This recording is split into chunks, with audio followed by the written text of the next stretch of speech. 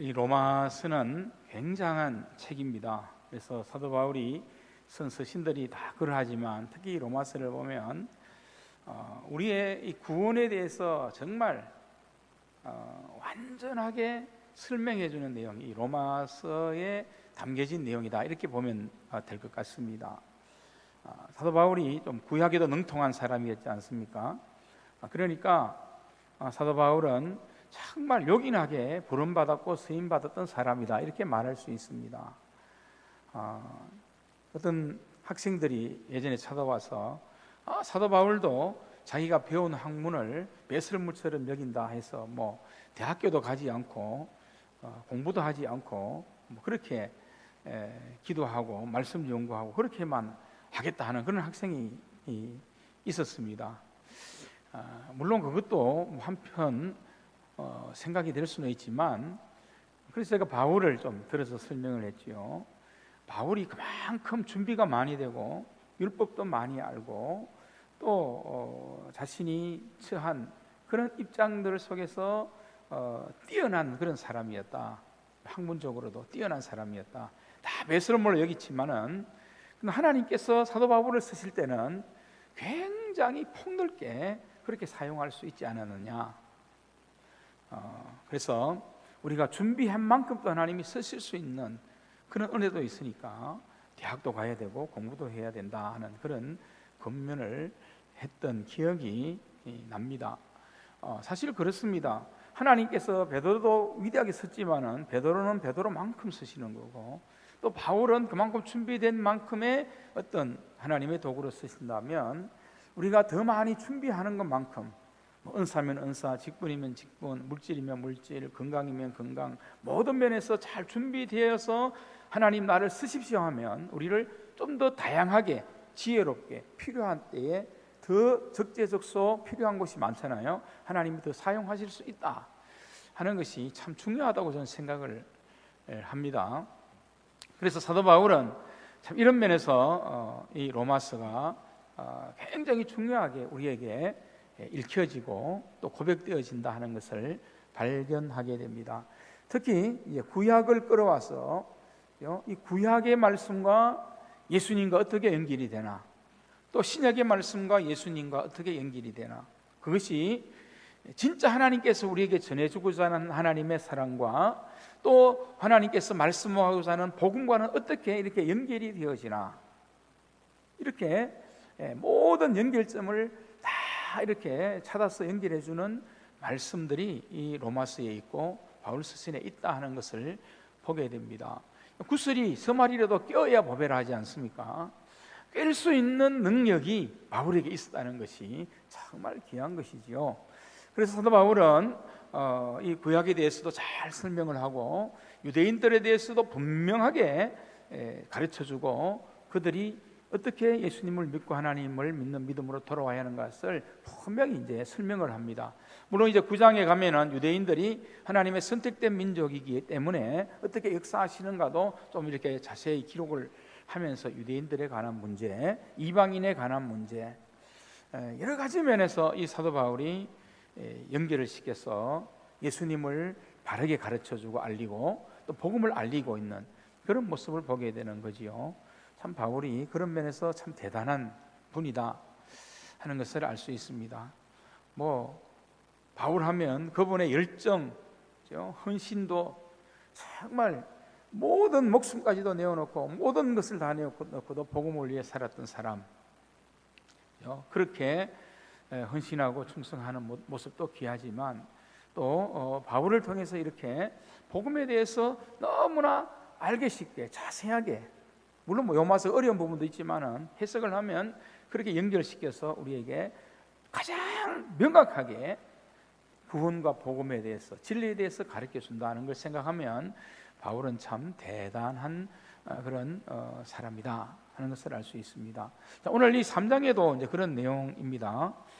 그 당시에는 이제 헬라, 그리스 철학도 많이 일어나는 때였겠지요. 그러니까 이 유대인들에 대해서 사도 바울이 이제 전하면서 유대인들을 앞에서 좀 이렇게 두들겨 팼지 않습니까? 말로.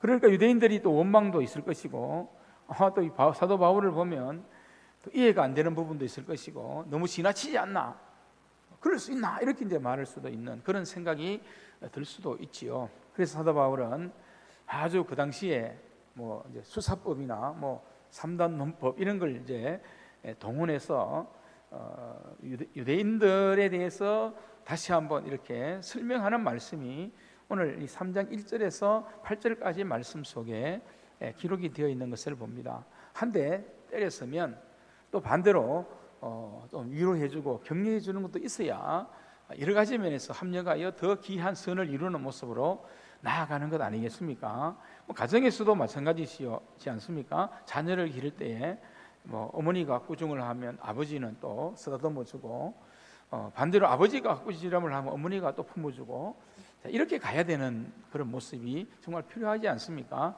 사도 바울도 이것을 이렇게 잘 적용해서 복음을 듣는 독자들에게나 유대인들에게 이 사실을 잘 알려주는 것을 말씀을 통해서 오늘 우리는 보게 되는 것입니다. 그래서 이 유대인들이 여러 가지 면에서 의문을 품게 되지요. 자, 유대인들이 받은 특권이 있지 않습니까? 그들이 자랑거리로 생각하는 것, 특히 세 가지가 있었다고 하는데, 첫 번째가 이제 선민의식, 성민이 아니고 거룩할 성이 아니고 택함 받았다는 선자, 택할 선자, 선민으로 택함 받았다는 것, 하나님의 택함을 받았다는 것. 두 번째가 율법을 받았다는 것. 세 번째로 이제 할례를 행해서 그들이 구별된 거룩한 백성의 표시를 했다는 것. 자, 이 세 가지가 그들에게 굉장히 중요한 이제 자랑거리가 되는 거지요. 사실은 뭐 선민이나 율법 정말 자랑거리지요. 할례도 마찬가지입니다. 할례는 이제 남자들만 받는 것이긴 하지만 이 할례가 영적인 의미도 있고 또 도덕적인 의미도 있지 않습니까? 그리고 할례가 주는 신체적인 아주 중요한 의미도 있습니다. 유대인들은 특히 유대인들은 자궁암에 잘 걸리지 않는다라고 그렇게 제가 알고 있습니다. 그런 것들이 바로 이 할례와 연결되는 그런 면이 있다, 그렇게 이야기하는 것을 들었습니다. 의술적으로, 의학적으로 한다는 거지요. 그러니까 정결한 부분과 자궁암과 많은 관계가 있다, 이런 이야기를 하는 것도 들었습니다. 우리 교회도 약간 그런 쪽에 관계되는 분이 있어서 이런 것도 신체적인 부분도 이 할례가 굉장히 중요한 역할을 했다. 그리고 하나님께서 굉장히 과학적입니다. 세밀합니다. 이게 그냥 뭐 무턱대고 막 던진 게 아니에요. 하나님이 할례하라는 이런 것들이 굉장히 우리의 신체에도 유익하도록 그렇게 하시는 것을 보게 되지요. 음식을 먹지 말라는 것도 다 우리의 건강과 다 밀접하게 연관되는 그런 말씀들이지 않습니까? 그래서 하나님께서 이스라엘 백성에게 말씀하실 때 그냥 막 던진 말씀들이 결코 아니다. 뭐 그럴 수밖에 없잖아요. 하나님은 지혜에 뛰어난 분, 모든 지혜가 충만한 분이니까 뭐 인간의 모든 것 다 아시겠지요. 우리 인간 지으신 분이기 때문에 뭐 건강의 문제, 이런 문제도 다 그래서 하나님께서는 아시지 않겠습니까? 할례라는 것이 그런 의미에서 굉장히 뛰어난 그런 어떤 조건들이 여러 가지 면에서 있다 하는 거죠.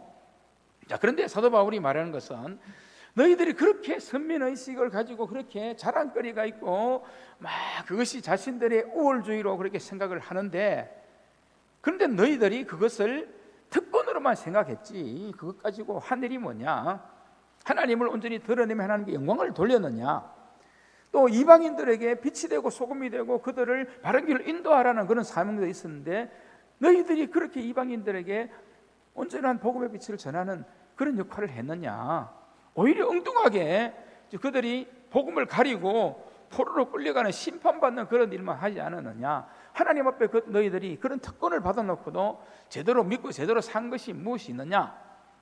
사도 바울이 이제 그것을 이제 굉장히 꾸짖으면서 정말 오직 의인은 하나님을 믿는 믿음으로 산다, 복음이다, 이것을 강조하고 유대인들도 여기서 의외가 아니다, 이것을 이제 전했던 것입니다.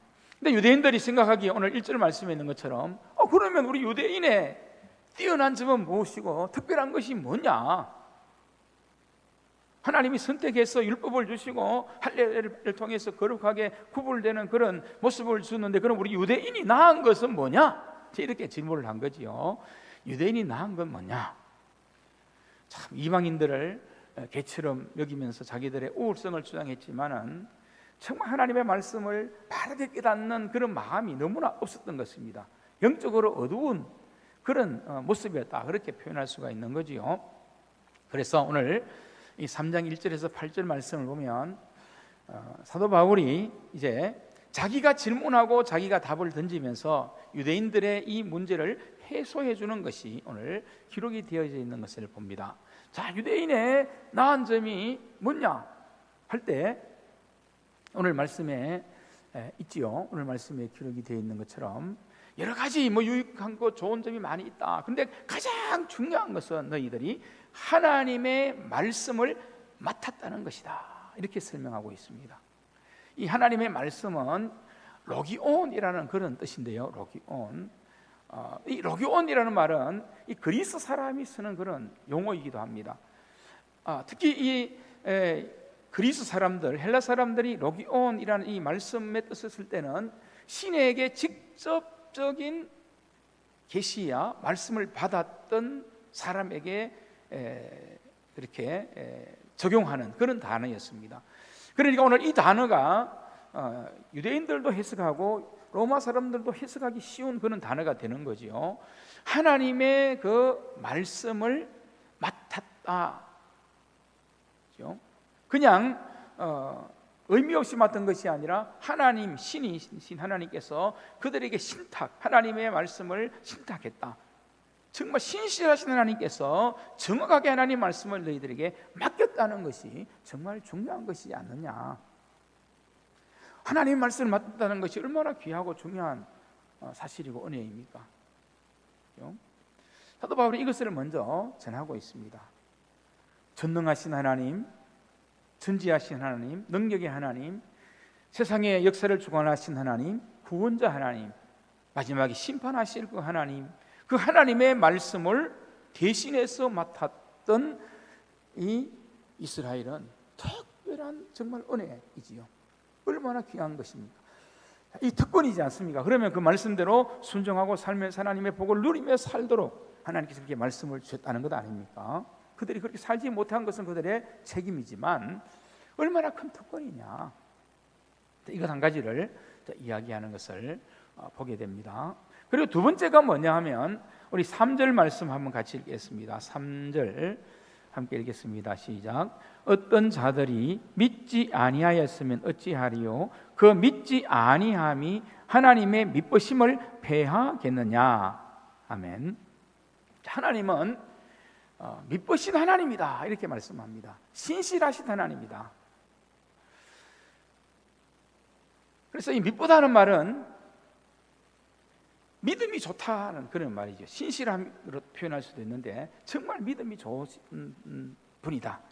하나님만큼 정말 믿음이 좋은 분은 없다. 하나님만큼 신실한 분은 없다. 이것을 전하고 있습니다. 왜냐하면 비록 이스라엘 백성들이, 유대인들이 하나님의 말씀을 바로 지키지 못하고 거역하고 떠났다 할지라도 하나님께서 그들을 완전히 폐기 처분하듯이 버려버리느냐, 그게 아니라는 거죠. 하나님께서는 한 번 택하시고 한 번 구원하기로 작정하셔서 언약을 주셨다면 그들이 잘못된 길로 가더라도, 다시 그들을 때렸으라도, 또 어떤 말씀의 권면으로 강하게 깨닫게 했으라도 다시 돌아올 수 있는 기회를 주시는 그런 하나님이시다, 이렇게 말씀하고 있는 것입니다. 유대인들이 그렇게 잘못을 하고 또 하나님 앞에서 죄를 짓고 그렇게 해도 하나님께서는 이스라엘 백성들에게는 채찍으로 심판을 하실지언정 완전히 내버리지는 않았지 않습니까? 그렇게 하나님께서는 택한 백성을, 언약으로 맺은 백성을 버리지 아니하시고 신실하게 마지막까지 인도하시는 미쁘신 하나님이시다. 사람들은 그렇지 않잖아요. 사람들은 정말 믿는다 하더라도 믿는 것 왔다 갔다 하잖아요. 약속도 쉽게 어길 수 있지요. 뭐 특히 돈에 관한 약속 이런 것들 하다 보면 뭐 돈 갚고 싶어도 돈 없으면 못 갚으니까 스스로 무너지는 그런 면도 있지만은 하나님께서는 모든 면에 정말 최고로 믿을 수 있는 분이다. 믿으신 하나님이시다. 이것을 강조하고 있습니다. 자, 너희들이 그런 믿으신 하나님의 은혜 가운데 있지 않느냐, 이것이 얼마나 큰 은혜이냐 하는 것을 이 말씀을 통해서 분명히 전하고 있는 것입니다. 끝까지 하나님께서는 하나님의 뜻대로 이끄시는 그런 모습이지요. 사실 하나님께서 이스라엘 백성을 택했다, 아브라함을 택했다는 것은 그들이 뭔가 잘나서 택한 것은 아니지 않습니까? 잘나서 택한 것이 아닙니다. 하나님의 어떤 특별한 섭리 가운데 택하여 준 은혜지 않습니까? 은혜지요. 그러면 하나님의 은혜 가운데 들어와서 하나님께 주신 은혜를 그렇게 입고 특권을 입었다 하면 하나님을 바르게 믿고 숨겨야 되는데 그렇지 못한 부분도 있더라는 거지요. 그래서 하나님이 계속 만들어가는 거죠. 이스라엘 백성을 때리고 치고 또 달래고 긍휼을 베풀고 그리고 또 안 되면 또 때리고, 어쨌든 하나님께서 그렇게 이스라엘 백성을 이렇게 만들어 가신 것을 봅니다. 뭐 하나님께서는 이스라엘 백성만이 그런 것이 아니고 아브라함에게도 그렇게 했습니다. 아브라함도 처음에 택함을 받았지만 아브라함도 완벽한 사람이 아니었잖아요. 엉뚱한 길로 갈 때 있었습니다. 그럼 하나님께서 깨닫게 하고 힘들게 하고 때려서 다시 그 길로 돌아오게 해서 결국은 하나님께서 이 아브라함을 믿음의 조상으로 그렇게 만드는, 세우는 역사를 나타내지 않습니까? 야곱을 보십시오. 야곱, 우리하고 똑같은, 가장 똑같은 인간, 그죠?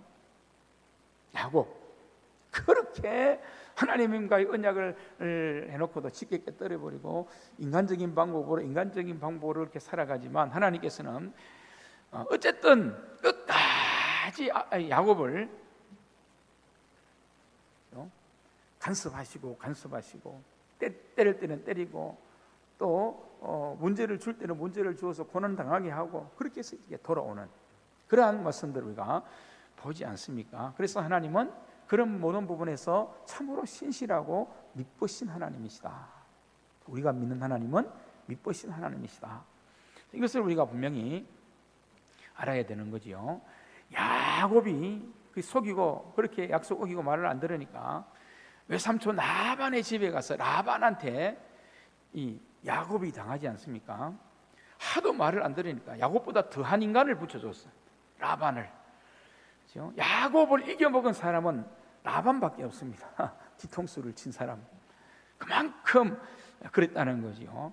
그래서 우리가 인생을 살아갈 때 어떻게 보면은 하나님께서 왜 저렇게 좀 이상한 사람, 독한 사람처럼, 나보다 더 독한 사람처럼 보이는 사람을 내게 붙여주나, 그렇게 느낌이 들면 내가 혹시 야곱처럼 그런 위치에 있는 게 아닌가 한번 생각해 보심도 은혜가 되지 않을까.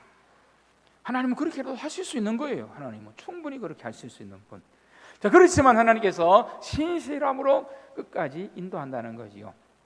사실은 이스라엘 백성이 구원받았다는 것은 하나의 샘플이라고, 그렇게 표현하면 약간 그렇습니다만 샘플보다는 더 귀한 하나님의 언약이 있는 거지만 택해서, 그런데 율법으로 안 된다는 것을 이스라엘 백성을 통해서 알게 하신 그런 섭리가 분명히 있게 되는 것을 보게 됩니다. 그렇죠? 그럼에도 하나님께서는 이스라엘 백성들을 믿으시고 또 끝까지 하나님께서 역사하셔서 그들을 하나님의 택한 약속에서 벗어나지 않도록 인도해 주시는 분, 이것을 이제 두 번째로 그렇게 강조하는 것을 볼 수 있습니다. 자, 그리고 이제 그 다음에 나오는 말씀들 중에 5절부터 이렇게 보면 이제 하나님의 불의에 대해서 말합니다. 이제 불의. 그러면 하나님께서 그렇게 택한 백성들이 죄를 지으면 하나님이 악한 것이냐? 하나님이 악한 것이냐라고 그렇게 또 질문을 하고 그렇게 또 의문을 푸는 사람들이 있다는 것이죠. 예를 들어서 가룟 유다가 죄를 지어서 예수님을 팔았는데, 가룟 유다가 예수님을 팔았기 때문에 예수님이 십자가에 못 박혀 돌아가신 것이 아니냐? 그러면 가룟 유다가 악을 행한 것도 어떻게 보면은 보상해 줘야 되는 것이 아니냐? 이렇게 이제 해석을 하는 그런 의미도 있다는 거지요. 유대인들이 하나님이 택했지만은 죄를 지었는데, 그래도 하나님이 택했다면은 그들이 죄 지은 것에도 하나님의 책임도 있지 않느냐는. 근데 그것은 아니지요.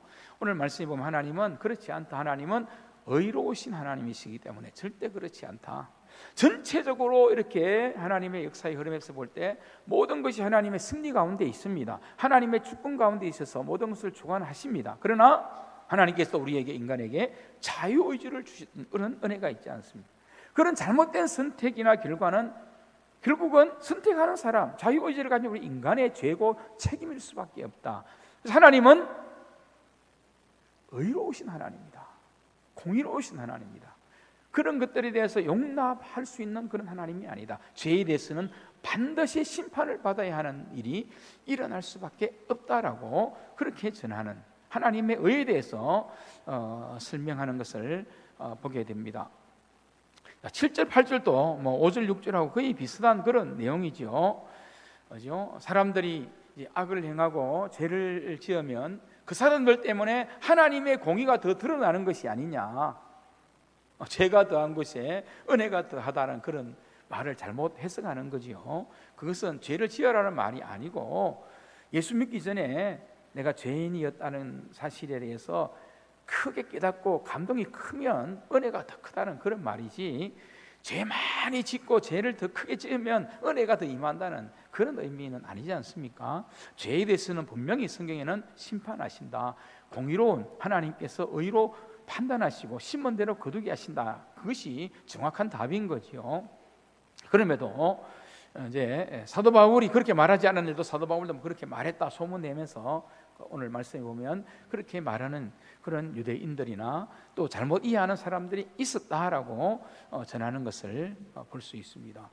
죄를 짓고 하나님이 죄인을 심판할 때 그 죄인들이 심판받는 것을 통해서 하나님의 의가 드러나니까 오히려 죄 짓는 사람도 좀 그런 의미에서 역할을 하는 것이 아니냐, 이렇게 엉뚱하게 질문을 하고 그런 생각을 하게 된다는 거지요. 근데 성경에 분명히 오늘 말씀에 있는 것처럼 결코 그렇지 않다. 결국 그것은 하나님의 온전한 선을 부정하는 것이 된다. 하나님의 의로우심을 잘못 해석하는 것이 되기 때문에 결국 그것은 잘못된 판단이고 그들은 심판을 받을 수밖에 없다라고 그렇게 오늘 말씀에서 전하는 것을 보게 됩니다. 그래서 제가 오늘 이 말씀을 보면서 끝을 보면 지금을 이긴다라고 이렇게 한번 설교 제목을 잡아봤습니다. 우리가 신앙생활을 할 때 참 이것이 굉장히 중요한 부분이 되어진다라고 이렇게 믿습니다. 특히 우리가 특히 이제 어릴 때부터 이제 그 믿는 가정에서 태어난 그런 사람들죠. 또 예수 믿은 지 오래된 그런 사람들 보면 그런 생각이 더 들지요. 그러면 이제 성경에 보면 믿는 사람, 오래 믿은 사람, 오히려 하나님께서는 그런 사람들도 막 뭐라 하고 또 때로는 더 두들겨 패기도 하고 정말 하나님께서 내버려둔 사람은 별로 관심 안 가지고 그냥 내버려두고 그냥 이렇게 해줄 수도 있는데, 하나님이 더 사랑하고 정말 소중하다는 사람들을 더 간섭하시는 모습들을 우리는 보게 되지 않습니까? 자, 이런 면에서 우리가 하나님 우리를 먼저 믿게 하고 그런 어떤 언약과 하나님의 승리 가운데 선민이 된 은혜가 있다면 우리는 그만 뭡니까? 우리 유대인처럼 그렇게 이제 말할 수가 있는 거지요. 그러나 우리가 유대인들을 향한 이 바울의 답변을 통해서 알 수 있는 것처럼 우리가 하나님의 말씀을 먼저 듣고 맡았다는 이것은 굉장히 중요한데, 그렇다면 우리는 어떻게 해요? 거기에 대한 책임을 다해야 되는, 복음을 맡은 자로서, 말씀을 맡은 자로서의 사명을 다하려는 그런 믿음과 마음이 우리 안에 있어야 한다는 것을 항상 기억해야 되는 거지요. 그래서 모태신앙, 모태신앙이 못한다, 모태신앙, 나는 못한다, 뭐 이런 신앙으로 이어진다, 이렇게 막 부흥사들이 또 그렇게 말하지 않습니까? 그러나 모태 신앙도 굉장히 유익하고 좋은 점들이 얼마나 많이 있습니까? 그렇죠? 특히 복음을 내가 먼저 알고 복음을 받아서 이 구원의 진리와 예수님에 관한 이 복음의 진리를 먼저 안다는 것, 깊이 안다는 것이 얼마나 큰 은혜입니까? 그 외에도 좋은 것들이 은혜가 더 많지만 말입니다. 자, 이런 것들을 생각하면 우리가 그런 것들에 대해서 의문을 품고 불평할 것이 아니라 우리는 먼저 복음을 맡은 자로서의 성실한 그런 책임을 다하는 그 믿음을 가지자. 좀 더 하나님께서 기뻐하는, 하나님이 원하는 믿음의 삶으로 나아가는 그런 삶으로 하나님께 영광을 돌리자. 이 믿음을 항상 우리가 가져야 한다는 것입니다. 그리고 우리는 어떤 하나님을 믿어야 한다고요? 하나님께서 나를 사랑하시고 나를 택해 주시고 나와 함께 하신다면 하나님은 미쁘신 하나님이시다. 이것을 확실히 우리는 믿고 가야 되는 것입니다. 그래서 진짜 하나님이 택하셨다면, 진짜 하나님이 사랑하는 언약의 백성으로 하나님께서 나를 그렇게 불러주셨다면, 우리가 잘못된 길로 가고 엉뚱한 믿음으로 나아갈 때 하나님께서는 오히려 우리에게, 미쁘신 하나님께서 언약을 이루시는 미쁘심, 신실하심, 그 변하지 않는 믿음을 이루시기 위해서 우리에게 고난을 주실 수도 있고, 때려서라도 돌아오게 하는 하나님의 섭리가 안 믿는 사람보다 더 크게 우리에게 작용할 수 있다라고 하는 사실을 우리는 알아야 되는 거죠. 지난번에도 한번 그런 말씀을 수요일 예배인가 한번 드린 것 같습니다만은, 목회자가 잘못되면 일반 평신도들이나 집사님들이 잘못한 것보다 더 하나님께서 더 간섭을 더 세게 하시겠죠. 목회자인데 장로님이 뭔가 잘못하고 엉뚱한 길로 가고 믿음 생활을 못하면 그런 면도 마찬가지지 않습니까? 권사님도 마찬가지고 안수 집사님도 마찬가지고, 그냥 일본 평신도제나 서리 집사님 같으면 하나님께서 좀 오히려 긍휼을 베풀어 주시고 또 사랑으로 또 품어 주시고 또 감동을 주셔서 또 다른 어떤 작은 사건을 통해서 깨닫게 하는 그런 섭리가 있지만, 그러나 예수 믿은 지 정말 오래되고 그 다음에 중요한 교회의 중직자라 이렇게 하면 하나님께서는 오히려 더 심하게 하나님께서 간섭하실 수도 있다. 하나님의 미쁘심을 지키기 위해서. 자, 그래서 우리는 어떻게 해야 돼요? 하나님 앞에 언제나 겸손하게 그렇게 엎드리고 순종해야 됩니다. 세상에서 가장 고집이 센 왕고집은 하나님이십니다. 그래서 하나님의 별명이 뭡니까? 영원하신 하나님. 하나님의 고집은 영원해요.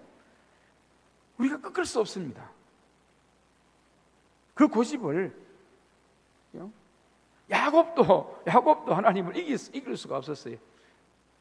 그래서 어떻게 했어요? 항복했잖아요. 야복 나루터에서 야곱이 이긴 것 같지만 사실은 하나님께 항복한 사건이잖아요. 다리를 쩔뚝 절면서 아침에 그 야복 나루터를 놓지 않습니까? 근데 다리를 평생 절면서 이제 쩔뚝거리면서 살았는데, 그때마다 야곱이 깨닫는 것이 무엇입니까?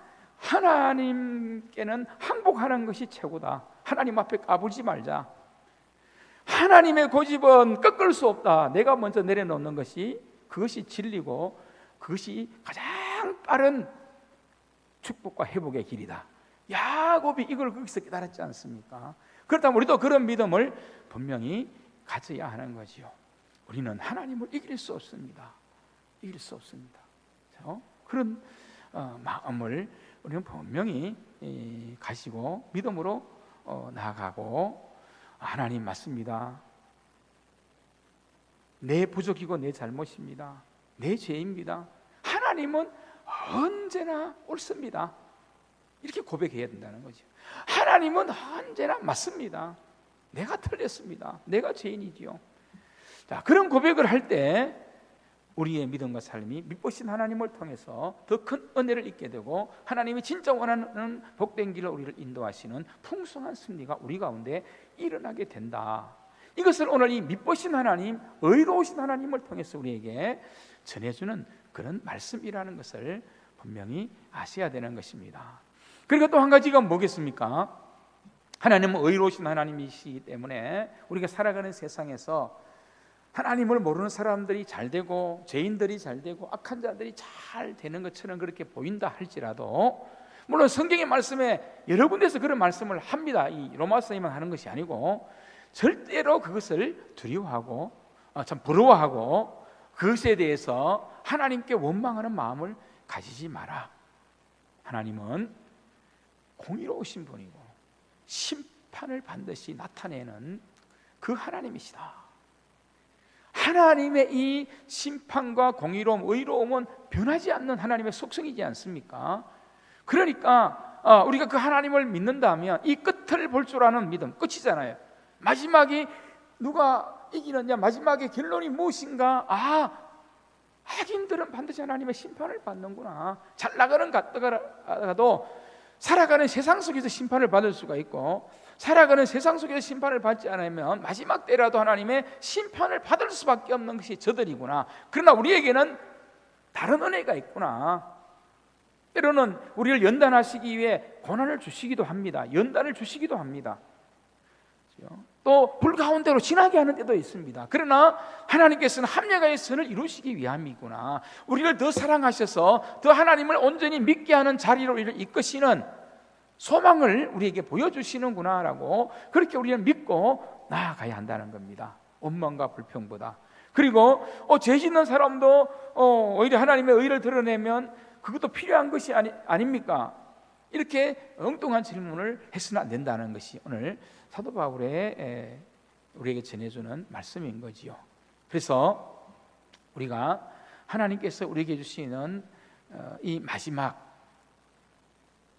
때에 하나님의 그 모습, 하나님의 이루시는 모든 것들을 생각하면 오늘 우리는 지금 살아가는 모든 믿음, 신앙생활, 하나님을 믿는 삶에서 우리는 이기며 나아가는 분명한 믿음을 가질 수 있다는 것입니다.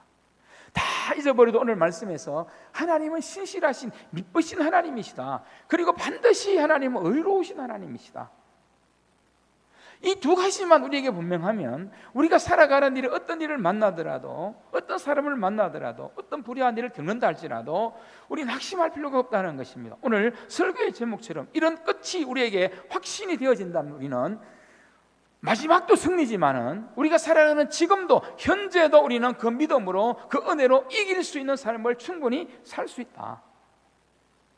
이것을 우리가 분명히 고백하며 나아가야 한다는 것입니다. 하나님을 이길 수 있는 사람은 없습니다. 마귀도 마찬가지고 사단도 마찬가지죠. 하나님을 이길 수 없는 그런 존재이지 않습니까?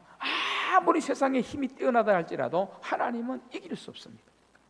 그래서 오늘 이제 3절 말씀에 이 말씀을 우리가 한 번 더 4절 말씀을 한번 4절 말씀 한번 읽겠습니다. 그리고 마치겠습니다. 시작. 그럴 수 없느니라. 사람은 다 거짓되되 오직 하나님은 참되시다 할지어다. 기록된 바 주께서 주의 말씀에 어렵다함을 얻으시고 판단하실 때에 이기려 하심이라. 아멘. 하나님은 마지막 때 모든 것을 다 어렵게 하시고 판단하셔서 마지막에 이기는 분은 누구라고요? 하나님이시다. 이것을 여러분 분명히 기억하십시오. 자, 먼저는 우리 자신에게 적용해야 됩니다. 우리 자신에게 나는 하나님을 이길 수 없는 존재다. 항복하는 것이 가장 빠른 은혜가 임하는 길이다. 야곱이 그랬잖아요. 항복하는 순간 은혜가 임했지 않습니까? 고집 부리지 말고 항복하고 하나님이 옳습니다. 내가 죄인입니다. 내 잘못입니다. 내가 틀렸습니다. 그렇게 고백하면 모든 은혜가 회복되어지고 강건함이 회복되어지는 은혜가 임하는 거지요. 그래서 우리는 분명히 내 안에서 그 믿음을 가져야 됩니다. 하나님은 결코 이길 수 없는 분이다. 그리고 또 우리가 세상을 바라보고 세상 속에 살아갈 때도 어떤 악이나 악을 행하는 사람이나 또 믿음을 가지지 않는 사람들이 잘되고 승승장구하면서 강해지는 것을 보더라 할지라도 우리가 마지막 때에 하나님의 이런 믿으심, 신실하신 하나님과 또 마지막 하나님의 의로우심에 대한 믿음을 확실히 우리가 믿는다면 그때도 이기겠지만 앞에서 설명했던 것처럼 언제나 우리는 이 믿음으로 이길 수 있는 성도의 삶과 믿음의 자리를 지켜나갈 수 있다. 이것이 오늘 이 본문에서 우리에게 가르쳐 주고자 하는 깊은 그런 하나님의 약속이다 하는 것을 말씀을 통해서 깨달을 수가 있습니다. 이 믿음을 좀 우리가 분명히 가졌으면 좋겠습니다. 말씀을 맡은 특권이 있다면 신실하고 진실되게 그 말씀을 맡은 자로서의 사명 감당하게 하옵소서. 그리고 하나님은 믿으신 하나님, 정말 최고 믿음이 좋으신, 최고 신실하신 하나님, 변함이 없으신 하나님, 그리고 의로우신 하나님, 심판하신 하나님이시기에 우리는 마지막 때 그 의로우신 하나님과 함께하는 믿음을 가지면 반드시 하나님과 함께 이긴다. 하나님을 이기는 어떤 것도 없다. 반드시 심판을 판단받으실 때 하나님은 이기시는 분이다. 이것을 분명히 기억하시면 좋겠습니다. 기도하겠습니다.